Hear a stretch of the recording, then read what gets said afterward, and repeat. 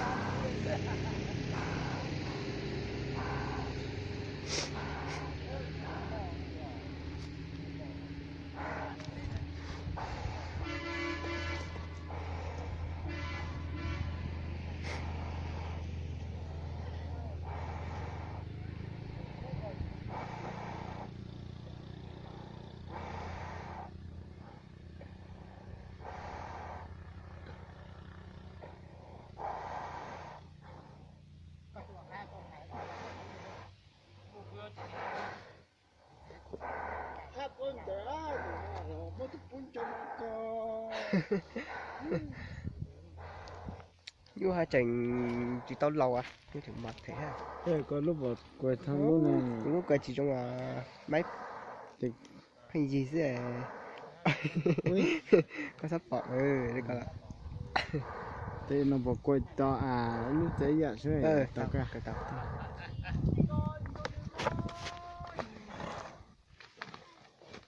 họ nó cũng tôi tao có mỗi tuổi cho nó từ cuộc quay dạ đấy cuộc quay dạ đấy khả năng từ cuộc quay dạ đấy chứ ghê tôi tao nói hay chị à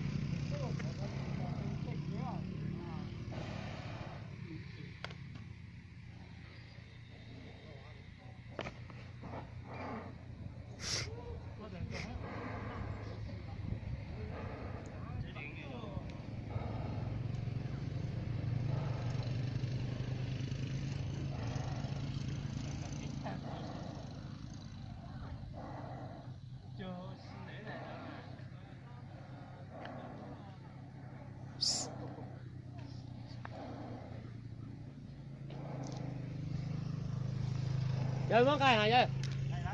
Mới phải từ phải cái hả? Hả? Hả? Ra còn chưa ăn to. Ô chỉ cần treo. Chỉ cần ra này.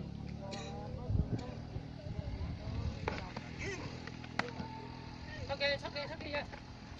Nè.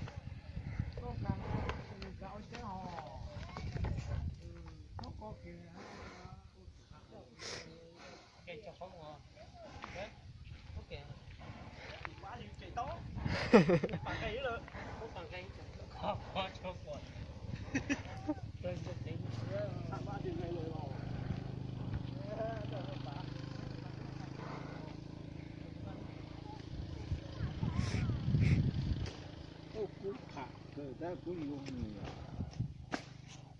Tụi họ chơi cũng không mùa suốt à. Nó không mà bị cái làm cha này. Cho mi phết tập hắn chậu xuống đấy.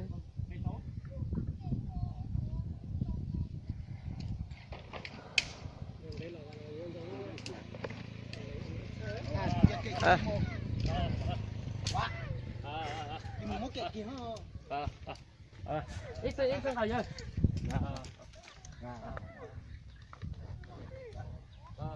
Tôi về sẵn sàng để cho cái bé nhân trai nữa. Hai cái thôi.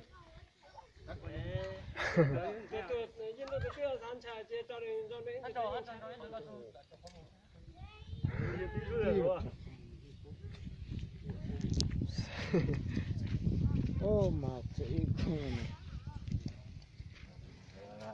Tôi cũng ta cười. Cho mình chỉ không mùa.